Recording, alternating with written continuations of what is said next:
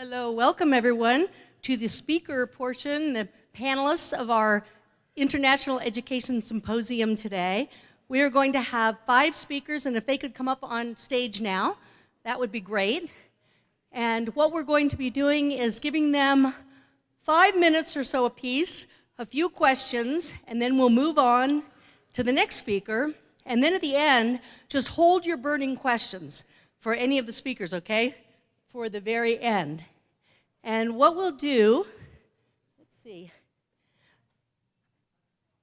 You're right down here, Callista. I'm going to let each person introduce, all of the panelists introduce themselves so that I don't mispronounce their name. But also what I would like to do is have you say your name and what your affiliation here is at TMCC and where you're from. So Tanya, if you could start, that would be great. Yes, can you guys hear me? Is this thing on? Yep. Yo, yes, okay. There you go.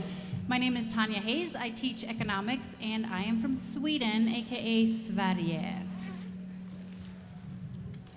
My name is Bruncha. Last name is Milishevsky.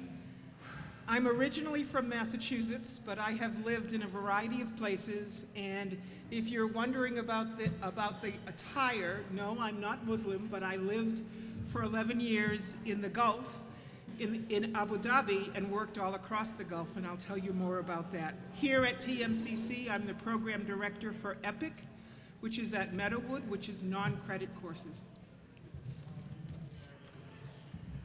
Good afternoon. My name is Elena Bobnova. I work here at TMCC as the Associate VP for Research, Marketing, and Web Services. I'm also a part-time faculty here at TMCC teaching Russian. It is not an easy question for me to answer where I'm from, not in one sentence anyway. I was born and raised in the former Soviet Union, the country that no longer exists.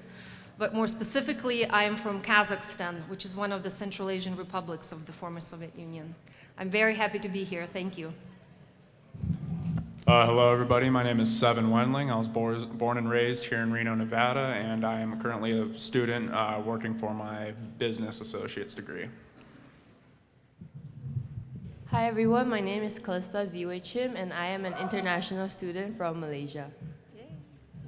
Thank you, everyone. Before we get going, let me just say that we understand that you may need to come and go according to your class schedule or your work schedule, so we won't take offense at that, but we hope that most of you can stay. And we are going to be starting with Tanya, who teaches economics here. And you have your 5 minutes, and where's our timekeeper? Right there. Okay, so she'll be holding up cards. All right, we may begin. 3, 2, 1. All right, so my name is Tanya Hays, and I was born and raised in Sweden. And as you can see, I am both an economics instructor, certified Swede, and a certified, not alcoholic, candyholic, sorry. That's for a different presentation, JK. So I had this brilliant idea of thinking of economics in the point of view of an international perspective and involving candy, because why not? So let's see if this clicker situation works. Oh yeah. So in Sweden we have this tradition of Saturday candy. It's called lördagsgodis. And it's just something that is kind of a tradition that you don't really eat candy throughout the week, but on Saturdays you go and buy your candy. And so you go to a store and see these kind of bins that you see on the screen, and you just take a big shovel basically and fill up your bag with all your favorites. So you get like your perfect bag for you. And so I was thinking, what if the world is kind of like a candy store, and then you can pick and choose from different countries all the best goodies from that candy store? So in terms of an economics perspective, what are some things that we could pick from Sweden that could be potential goodies for the goodie bag for kind of the perfect society, the perfect goodie bag of economics? So that's my thinking. Go with me. All right, so one of the Swedish goodies that I want to tell you about is the healthcare system that we have. Clickety-click. Yes. So healthcare is free for anything surrounding pregnancies and for children. So if you're giving birth, that's free. If your kid falls and breaks their arm and they need to go to the emergency room and get a cast, that's free. So that's kind of a very positive thing. And for everyone else, there's just a low copay of basically $20 or something to go to the doctor or to go to the hospital. And that covers everything from your ear infection to cancer treatment to open heart surgery. So it doesn't matter what it is, it's going to be very affordable. So that's kind of a sense of well-being for everyone to be able to access that. So maybe something for our candy bag, some health care. There is a sour candy in the mix, though, that the waits can be long for things that are not life-threatening. So if you need a knee replacement, you might have to wait months for that. So that's kind of the downside. Another Swedish goodie is the idea of parental leave. So everybody has the right that if you have a child or if you adopt a child, you get 16 months off from your job at 80% of your pay. And so that's just universal for everyone. And you can divide that between the parents. If you are a heterosexual couple with a mom and a dad, then the dad has to take part of it, or otherwise it just goes to waste. And there's even a bonus that you get paid if you divide it more evenly between the mom and the dad.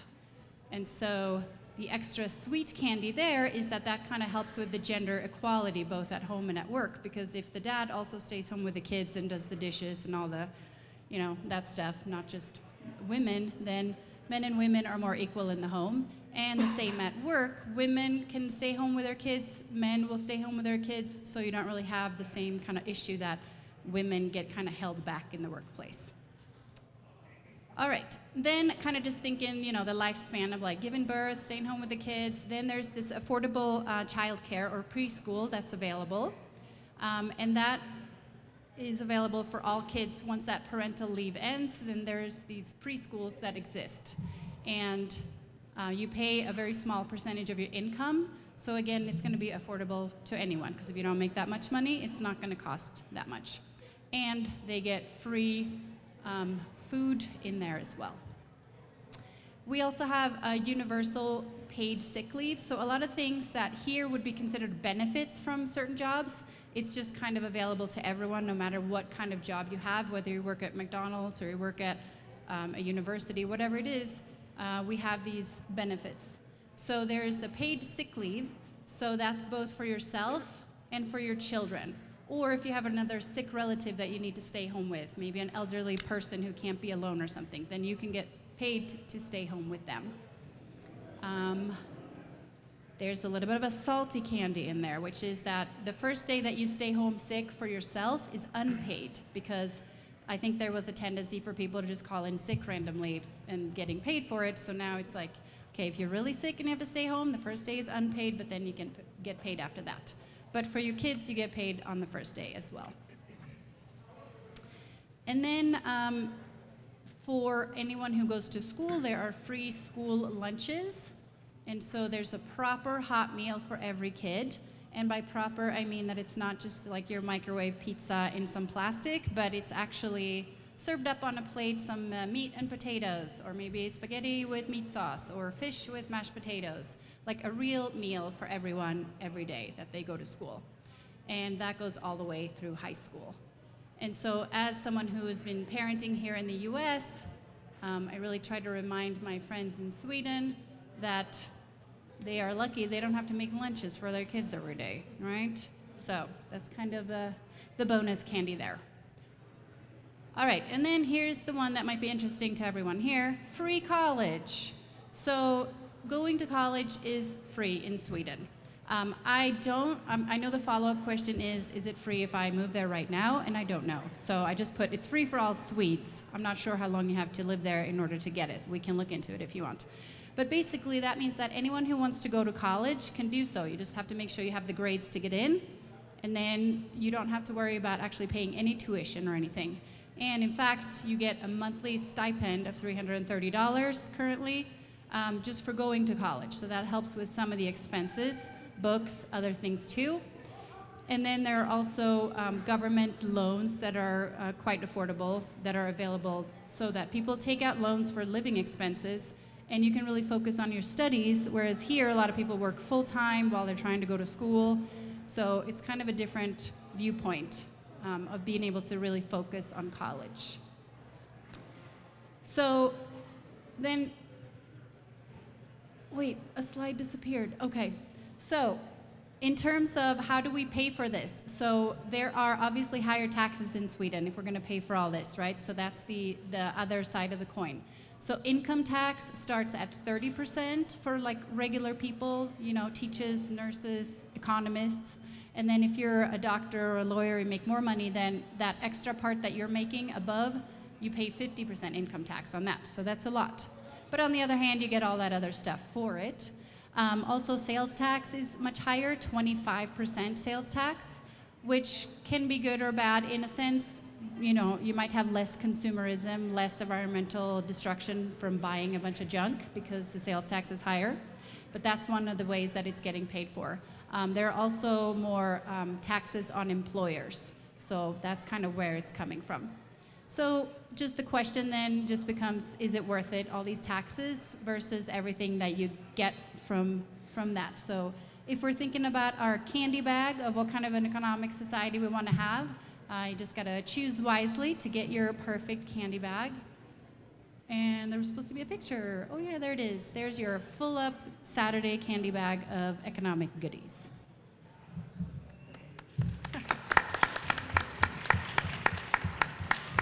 Okay, thank you, Tanya. So a burning question before we move on. So what is it that caused you as a young person in Sweden to want to come to the United States, and why the United States and not England, Australia, France, whatever? I wanted to travel. I was brought up with a mom who loved traveling, so we always went on vacations in Europe in our old crappy cars, if I may say that crap word. So I love traveling, and I just knew that I wanted to go somewhere else after college. I was deciding between the US to learn English or France to learn French. And so I saw an ad for a au pair in Lake Tahoe, and I sent in a letter. I had no idea where that was. I opened my atlas, and I saw California. I've heard of that, okay. So I ended up in Incline Village working as a nanny, and then once I was there, I kind of liked it, decided to go to UNR, then I got into grad school in New York, and then I got married, and somehow 25 years later, here I am. So, one of those lucky things, I guess.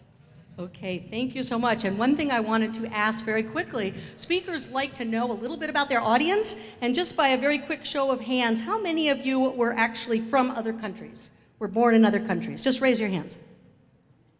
Okay, great. And now put them down. How many of you were born in America? Okay, maybe like 70-30 or so. One of the things we all appreciate about TMCC, I think, is that there's such diversity here. So many people from so many different countries. So with that, we're going to move on to Bruncha. Did I say that right? Yes. All right, so you may begin. All right. So, I guess if you ask the question, how did I go from being a liberal, born and raised Democrat in Massachusetts? And I know that doesn't go well with everybody in the room, but oh well, that's not the truth of who I am. How did I go from there to somewhere 25, 30, maybe 40 years after that to end up in the Arabian Gulf wearing an abaya? Well, my story starts in a chat room. Yes, in a chat room. I was a big chat queen, late 90s, early 2000s, and we were in a chat room and I met a group of people. Several of them were living in the United Arab Emirates. How many of you know Dubai?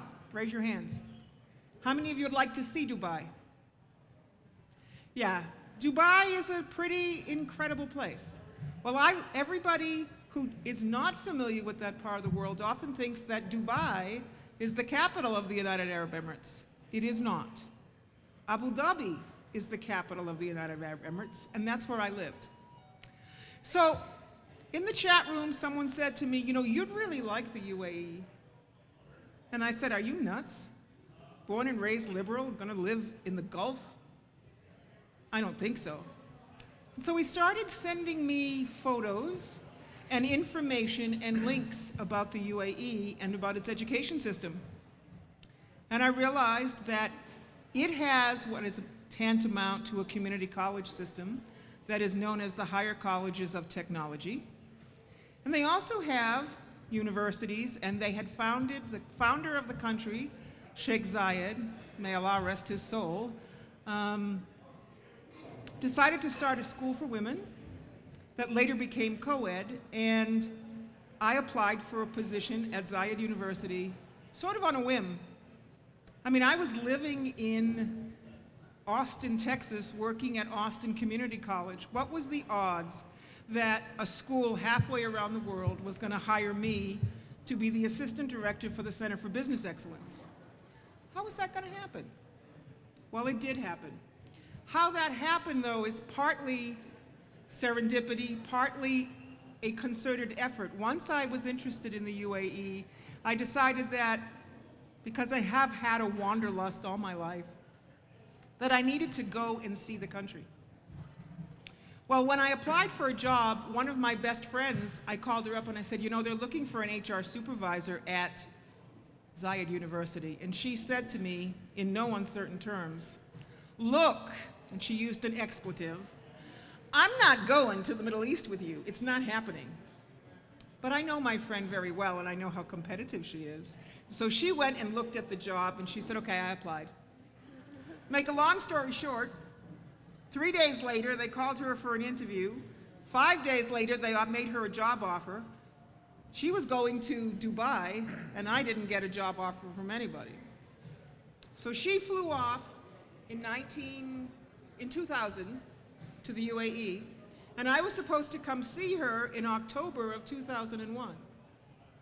Well, we all know what happened in September of 2001. And she decided that she was going to come home. And I didn't know it. I already had a non-refundable ticket to Dubai. Fast forward, I decided to move, and all my colleagues at that time, Lee College in Baytown, Texas, were telling me, oh my God, you can't go to the Gulf now. You can't do this. So I decided to move my vacation, and I ended up going there in March, and I ended up meeting the person who would eventually become my boss at Zayed University. And when I saw the position open for the assistant director, I called her up and I said, hey, Jennifer, you know, is this really an open position, or is there someone earmarked for this? And she said, well, it's an open competition. You're welcome to apply. And I ended up getting a job offer. And I left the United States on Christmas Day, 2003.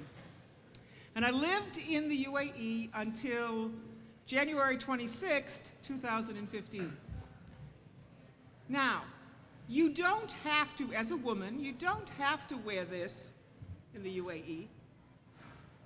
You don't really have to cover in any of the Gulf countries except one. Anybody guess which one? Saudi Arabia. But in Jeddah, you will see lots of women who will have their abaya on and not have a scarf on. This is called an abaya. But I chose to cover by choice.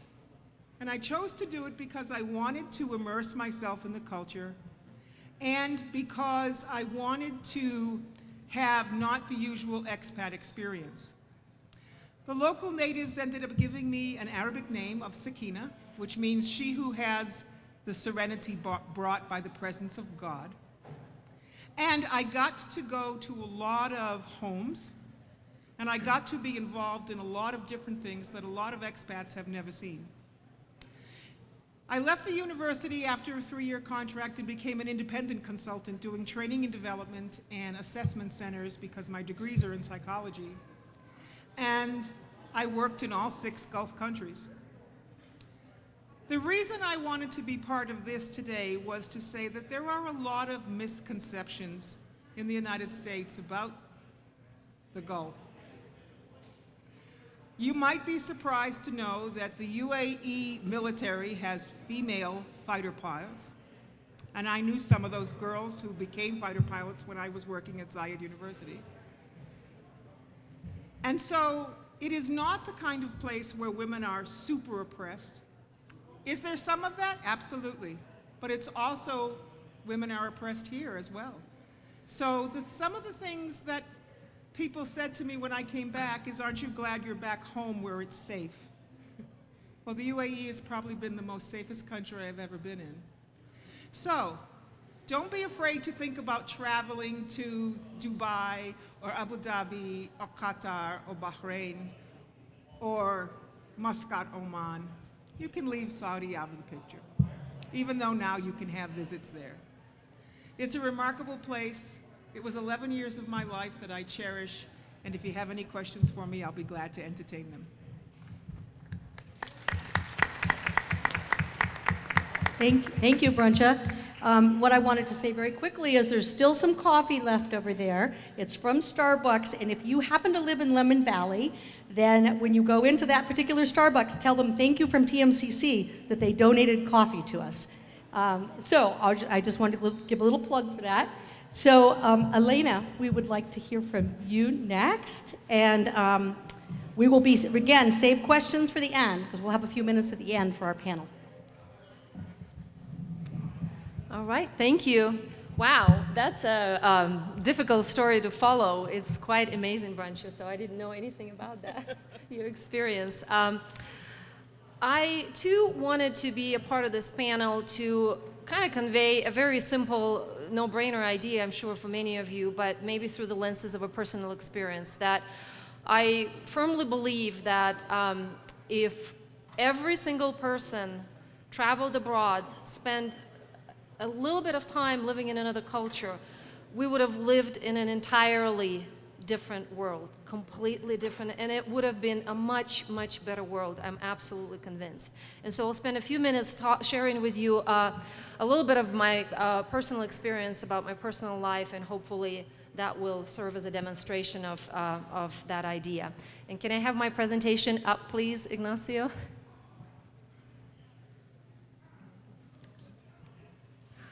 I was scanning the crowd, and I realized that I might just have to pause and explain a couple of things, because there's so many what looks like millennial Gen Z representatives here that may not remember. I was born and raised in the Soviet Union, the country that is no longer. There was a time 25, almost 30 years ago, where 1/6 of the planet was covered by a country known as USSR, Union of the Soviet Socialist Republics. And this is what it looked like. It was made up of 15 different republics. So that's where I was born and raised until I was 23. More specifically, I lived in what is now an independent country known as Kazakhstan. Kazakhstan is really a very massive place that maybe not too many people know about, but it is the 9th largest country in the world with only 18 million people living there. So it's really pretty sparsely populated. And for those of you who may not know, stan is a ancient Persian word for a place or location, and then Kazakh is the word for a wanderer, traveler, outlaw. So wanderer and traveler, that's what I strive to be, outlaw. I'll try to stay away from that in my life, but that's the place where I grew up. Living in the Soviet Union, there was virtually no travel abroad, practically none. Very few people were allowed to travel outside of the Soviet Union. And usually it would be people who are very loyal to the regime, members of the Communist Party. My family was none of that at all. So we were never allowed to leave the country. So nobody in my immediate family ever traveled abroad. And there was a special word for people in the Soviet Union, those that were not allowed to leave the country. So that was us, that was my family. The only person in my family who ever been to a different country, and I was going to use the word travel, but then I realized that it would be totally inappropriate, was my grandfather, who fought in the Second World War. And so he fought his way all through Europe onto Berlin, Germany. So that was the only individual that ever set foot outside of the Soviet Union in my family. So naturally, I grew up to want nothing but travel, and travel a lot in my life. And fortunately, I did get this opportunity. And I feel like it all started in 1986, which was an extremely important year in my life. So in 1986 is when I went to college to State University in Kazakhstan. In 1986, this was also the year when another, what I feel like, pivotal event happened, and that is the two presidents, Gorbachev and Reagan, signed an agreement which included an announcement of 13 different cultural and language exchanges between USA and USSR. And quoting President Reagan, which I think is a fabulous quote, the purpose of that was to promote openness, honest communications, and opportunities for the two peoples to get to know each other directly. Boy, do we need that now. So this was kind of my chance, I feel like. And at the time, back in those times, what started happening is that different universities would hold a very, very steep competitions for very, very few spots in these exchange programs. I studied English my entire life, so I felt pretty confident, and I really jumped through lots and lots of hoops and beat a lot of competition to earn myself a spot on one of those exchange programs. And in 1991, in August of 1991, I get on the plane out of Kazakhstan onto Moscow, and as I was in the air, there was, some of you may remember that in August of 1991, there was a coup in Moscow, which basically set off the imminent collapse of the Soviet Union. So, well, that did not deter me when I deplaned in Moscow and saw tanks in the streets, literally. And of course, at the time, there was no cell phones, nothing. So my family was really, as you can imagine, was just freaking out. But again, I did not want to have something like a little tank deter me from my plans to travel the world. And so I really stuck it out in Moscow. And if you can imagine, for example, going to New York City, not having a whole lot of money, not having any family or friends, and try to make it in the big city, which turned out to be a 2-week period of waiting for the American embassy to give us visas. So half the delegation left. I had no money for the plane ticket, so I did not leave. So I only wanted to go one way, which was to the States. But that was my opportunity, and it did happen. So in 1991, a group of exchange students from the Soviet Union ended up in the University of Nevada, Reno, and I was one of them, and it was an absolutely fabulous experience. And this is a picture of Nye Hall on UNR campus, and on December 26, in 1991, I was watching TV, and there was only one TV on the floor in Nye Hall, and I was watching live the collapse of the Soviet Union on TV, holding the passport of the country that no longer existed. It was an extremely important year in my life. I did end up going back to Kazakhstan to finish my degree, but I was fortunate enough to come back as a graduate student, and the rest is history, which is a different presentation. But I want to leave you with a couple of thoughts, and that is that, you know, really our backgrounds, our experience, our education shapes the kinds of people that we are. Politics, economy, policies, they're all made by people. And naturally, we bring all of our experiences and backgrounds into those decisions. And like I said earlier, if every single person spent at least a little bit of time immersed in a different culture, we probably would have had a completely different world. And I would strongly encourage you to take every opportunity that life throws at you to travel, push yourself to live in a different place. My life journey started with the student exchange program, and that changed my entire life, changed the trajectory of my life completely. And it gave me an incredibly rewarding and wonderful experience. And I wish all of you the same experience. Thank you. Thank you, Elena. That is a perfect segue for me to just say that at the information tables, there is USAC over there, and they do exchange programs. They have scholarships. Never think that because you don't have money, you can't travel. There are many, many ways. Also, Northern Nevada International Center sent some materials. They work with the State Department. I found out just the other day that there's travel grants that are going begging because not enough Nevadans want to go and be ambassadors in places. So for high school age, for college age, for my age, there's all kinds of ways for getting out there. So, and also Reno International Houses where students can live, international students can live there instead of being like, you know, somewhere where they're not mixing with other people from other countries. So there's all kinds of great programs going on. I also, before I introduce our next speaker, just need to correct myself. I think I said the Starbucks in Sun Valley. I should have said Lemon Valley. Buck at Lemon. We want to give them credit. So if you get in there, tell them thank you very much from us. So our next speaker, two things, what we're doing here with International Education Week. One is we want to celebrate the diversity, people from other countries, all this incredible richness. We also want to encourage our students and Americans, residents here, domestic people, to go out, as Elena was saying. And so our next speaker is going to be addressing that incredible opportunity that he got. Seven? Well, hello everybody. My name is Seven Wenling, and yes, my birth name is a number. That's kind of just a different story for another time. Well, anyway, I'm here to tell you guys about my wonderful experience that I had in Lima, Peru over the summer. So a little bit about myself. Just growing up, I grew up in a family of hard workers and just do-it-yourself mentality kind of people. We weren't big on traveling. We weren't big on school. We worked. We did stuff our way. And the number one passion that grew out of this was my love for cars. I love vehicles, I love engines, I love the idea of making power, and honestly, nothing is more satisfactual than getting an engine to start, I promise.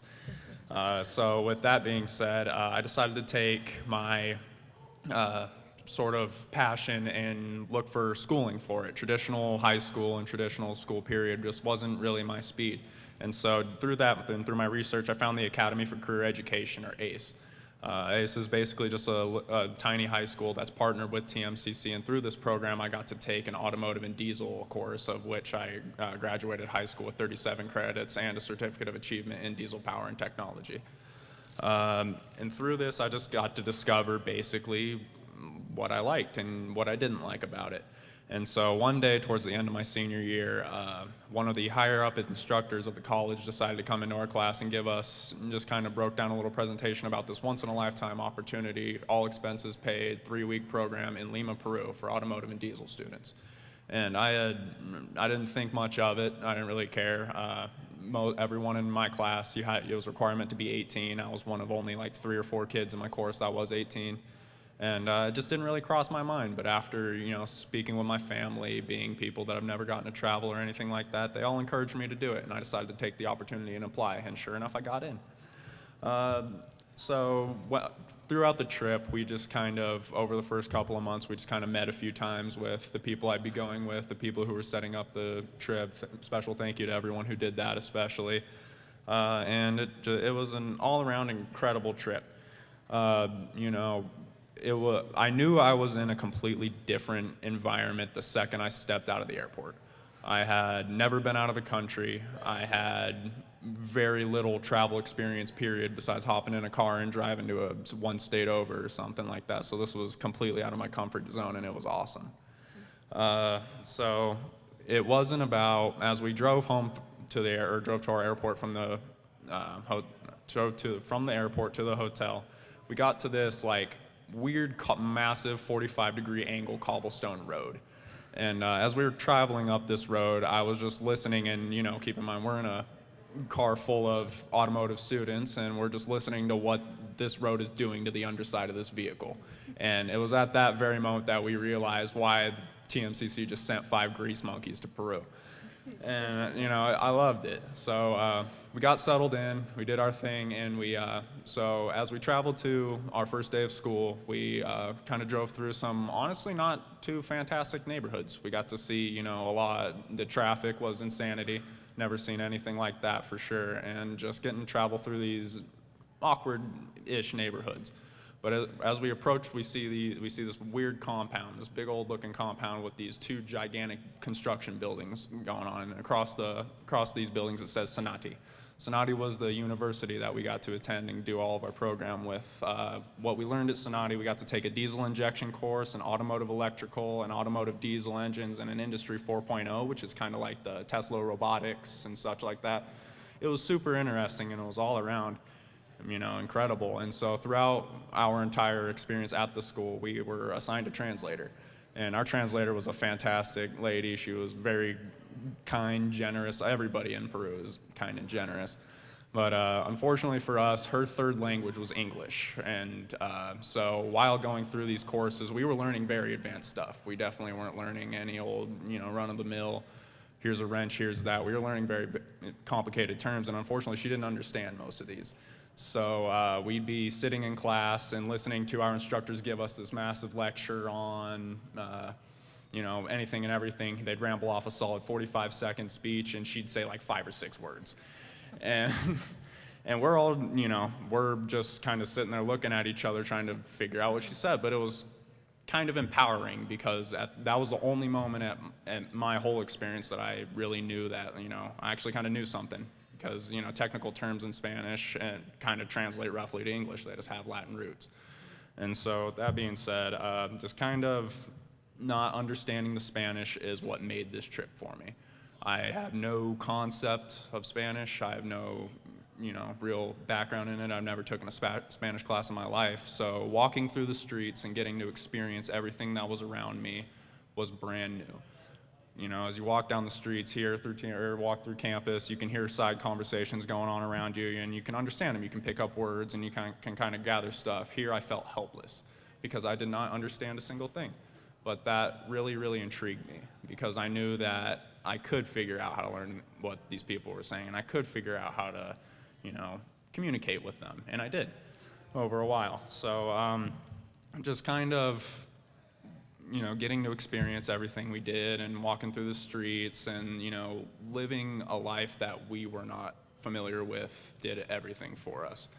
You know, some experience was, you know, the food was immense. I ate a guinea pig. Never done that before in my life.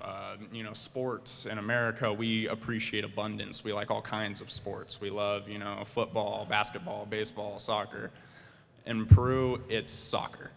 And while we were there, we got to experience the 2019 Pan American Copa America Cup. And it was the first time that Peru had been there in over 84 years. So in our entire city we were staying in shut down for an entire day just to gather in one little park and watch a single soccer game on a monster screen. And I have never in my life seen anything like that. It was incredible. So just, you know, getting to experience how diverse and how different it was from here is what made this trip just extravagant for me. And another incredible difference was the traffic. You know, you guys thought LA with traffic was bad, you know. So with that being said, I just kind of want to leave you all off with 3 very important things I learned from this experience in Peru. Number one, it opened my eyes to how to learn. You know, I was very closed-minded, and I was very, you know, I don't want to learn. I didn't really like it all that much. But going through this trip and having to be adapting and learning every single second of every single day changed my mentality and changed how I saw things. Number 2 is that it helped me realize that what I once thought was my true passion and my true calling in life maybe just isn't.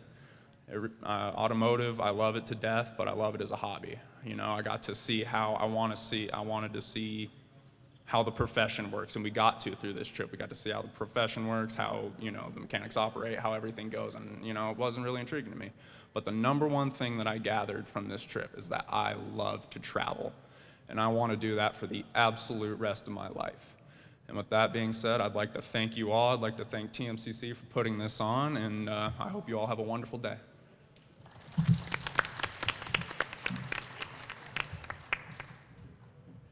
So, Seven, you need to show your props, though. Oh, yes. She insisted that I bring this gorilla wrench with me. So this here, it just kind of symbolizes what I once was, what I truly grasped. You know, it's a massive wrench, and I like the heavy-duty stuff. I like the diesel. I like the, you know, the big stuff. But, you know, at the end of the day, this is what I really want to do. I want to see everything right here. What's that little country? No, I definitely don't want to go to Iran. India. India, sure. I'm like, with everybody sitting here right now, my next trip is to India. All right. Good job. When I first heard Seven, he's in my class, my communications class, and I heard him tell a bit of this story at the very beginning of the class. And so then once he agreed to be on the panel, I want to acknowledge some other students from that class over here. Thank you for coming to support your classmate. And thank you also for all of your critique and feedback, because we got to hear his speech several times and we'd say, oh, I like that part, or I like that part. So good job. And Callista is next, and Callista is a student here who's going to tell us about her understanding and her perspectives. So Take it away. Hi, everyone. So I'm going to start off my speech with a story. Back when I was 8 years old, I visited the US for the first time with my family, and we were on a vacation to visit a few relatives. Being the 8-year-old I was, and with my family here, they decided to go shopping, but I refused to go. So, but my uncle from here actually suggested an offer to me. Hey, why don't you come to my workplace, he said. My uncle works as a sociology professor, and so I tagged along with him into one of his lectures. I was 8 years old, following a sociology professor into his lecture hall, sitting in the first row of the seats with my legs dangling off because I was so short, and the tables were far too high for me to even write properly. Hearing complicated words and not understanding one bit of the lecture, that was my first touch point with international education. But what I did not realize that day was how impactful that scene had been for me. Because even to this day, I think about the people just gathered there and the atmosphere in the classroom being so electrifying. It really did leave a lasting impression on me. Because after that experience, I told myself I wanted to be back in an environment like that, just to learn more about the things I'm passionate about and just to learn about the world. So 10 years later, I am back in Reno, Nevada. I have made a full round trip back to Reno, Nevada. And I'm currently working on my AA in business in TMCC and hoping to transfer off to the same university I visited when I was 8 years old, which is UNR. So I have been in the US for a year now, and this is my third semester in TMCC. Back when I first got here, my excitement was probably at its peak because I was in a new country for long term without my family, and I was starting my own adventure to see the world. I finally got to experience the American culture that I always saw in movies, and I got to interact, immerse myself in this new culture. So I'd call that the honeymoon phase because I was really excited about everything. I was eager to try everything out. I was excited to be here, and I was just happy to be in a place where I told myself I would be back in. But then the excitement kind of dipped down after a while because of culture shock. Culture shock is when you start comparing the differences more than appreciating the similarities. So I started losing my sense of self, and I started losing my sense of belonging. I started finding things that stood out as different, and I noticed that, oh, I'm different here. I'm an outsider, and I don't belong. The culture here was very different from what I have been experiencing in Malaysia. That's why I think it hit me a bit hard. And I thought of home a lot. I thought of my friends. I thought of my family. And it was a very hard time when I went through the phase of culture shock. But then it started to go back up again after I just learned to accept and adjust, assimilate, and adapt. Because being in a new environment by myself forced me to come out of my comfort zone. I told myself I had to work harder than the people who were in my classroom because I don't speak the language, I don't know the social norms, so I had to make myself work harder in order to just be on par with everyone else. So I started participating in different activities. I got an on-campus job. I'm currently working as a tutor in the Learning Commons of the library, and I am also a part of TMCC's dance ensemble that performs dance concerts, cabarets, and musicals. So forcing myself out of the comfort zone actually made me try harder and rely on myself to improve and learn even more every day. So what might be shocking to a few is that English is actually not my first language. It took me a year to overcome the fear of using the language confidently. I still stutter and I still have a bit of a communication barrier with my friends, but I'm definitely more confident in myself than I was a year ago. Because now I can confidently speak in English, and actually waking up in the morning, the first word that comes to mind is actually in English. I used to think in my own native language, and I think comparing myself today and comparing myself from a year ago, I think I've really come a long journey. So what I want to bring out in my talk here today is that international education really has changed me in such a way that I've seen the world in a different way. And it has boosted my confidence for me to try different things, because me a year ago versus me today, I can see how much I've grown and how much I've learned throughout a year's time. So the results were very motivating, and this has caused me to really appreciate the chance that I've been given by my parents and by everyone at home for me to be here. Yeah. So that's the end of my speech today, and I'd just like to thank everyone, and including TMCC, for having International Education Week.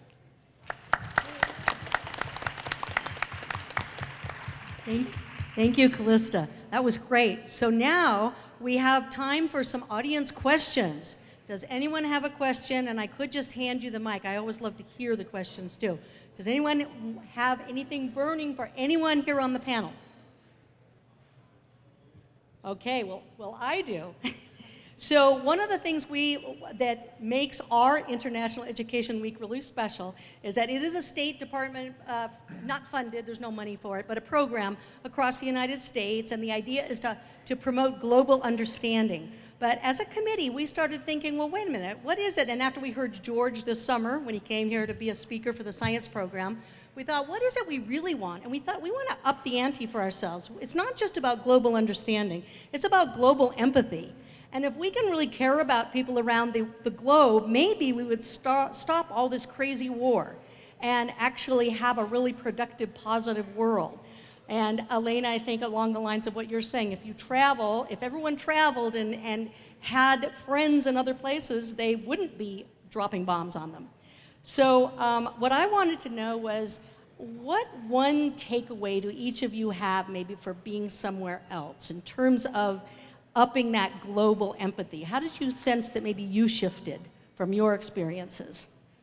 And I know it's a big question, we only have like a couple of minutes. Who wants to jump in? I'll go ahead and take it. So the number one thing for me, just growing up, I've grown up in the United States. I never left the United States. So the number one thing that really struck me that empathetically struck me at least, was driving through the areas that weren't nice, the third worldy side of everything. Because where we stayed in Peru was like New York City of Peru. It was beautiful. The city was vibrant, everyone was alive, everyone was happy. But however, we go through some very, interesting spots, and just to see how, we have such a concern with our environment here and such, but there's trash. You can't walk 10 feet without stepping on a piece of trash in some parts, and there's stray animals everywhere that are in serious condition that never slide here. So just being able to make the difference and being able to understand how awesome and how much for granted we take America, nothing changed my mind more than that. Thank you. Tanya. I was thinking something similar, that when you travel, it's not just a matter of flying in to a hotel, stay at the hotel, and fly back out. That's kind of different than actually going to a place and experiencing what it's like. So when I travel, I always want to know, what would it be like to live here? Even if I'm just there for a few days, what's it like for regular people? Where do they shop? How do they eat? What does it smell like? Where do you go? What do you do?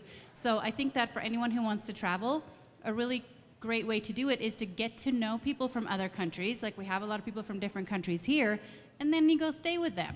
Or at least they can tell you where to go or what to do in certain cities. Because if you just come in as a pure tourist, you don't really get the sense of the place, and you might not get to know people. But if you make those connections beforehand by getting to know other people around you and then going to their countries, that's really the key, and it can become a lot cheaper too. I guess I would just add to that when you go to a different place, in my experience, two things happen inevitably every single time. One is, whether we like it or not, we live with stereotypes. We have stereotypes in our heads about ourselves. We have stereotypes about other people, other countries. And every single time when I go to a different country, and I try to do off the beaten path as well, kind of a travel. So you see the people, you see the country in a very, very different light. And inevitably, all sorts of stereotypes break down in my head about a certain nation, certain country, certain people. And the second thing that happens to me is that my empathy grows, and I grow as a person because, yet again, you get a stark reminder how things, people, ideas come in different shapes, different sizes, different colors, and there's always more to the story. There's always more than one side to look at certain things, and that helps me grow as an individual to always be more accepting, to always be a little more patient, to always appreciate kind of the differences that exist in the world that make it so marvelous. Thank you. I think what I'd like to say is that, echoing what Elena said, is that having lived abroad and having done work in 9 countries, what I realize is that I'm much more patient now than I used to be. The other thing that I think about all the time is that politics and people are 2 different things. While the politics that separate the United States from some countries in the part of the world that I lived in, it's not the people that separate us. Because what I've learned is that no matter where you go, we all bleed red, and we all want essentially the same things. We want a decent life. We want education for our children. We want clean food and clean water. We want to live by the values that our faith, our culture, our family, our country hold true. And that's really what people everywhere want. They just want to live their lives with dignity. And I think that that has given me a perspective to be extremely open-minded about what other people do and say, and to recognize that I may not embrace all the things of another country or another culture or another religion, but I can respect it. Nice. Anyone else on the panel want to say anything? Do you? Yeah. So for me, when I travel to a new region, I always make sure, I'm a very huge lover of language. I actually speak 6 different languages, and learning a different language really gives you another perspective of the culture you're heading into. Because, for example, in Mongolia, they have 200 different words to describe horses. That just shows you how much people of that culture appreciate something and take it in a different way compared to what you have in your own perspective. So learning a basic hello or a basic thank you might just put yourself into another view of the country you're heading to. So that's my thought. Yeah. Great, thank you. And that's a great segue into wanting to mention a couple of things, and our MC already did, but I want to remind you that we have information tables here. USAC will help you get out and travel, and they have scholarships. So there's a table over there. You want to wave your hand? Good. Then we have the International Club for TMCC. They've got some information over there. We have the Reno International Houses, which have opened their doors to international students, but they also welcome Americans. So you can be a part of things. You don't even have to go anywhere. For some reason, you just can't get out of this country or don't want to or whatever. Go ahead and make friends with other people from other countries. There's lots and lots of places to do that here. So I want to thank you again. Would you help me give them a round of applause? Nice job.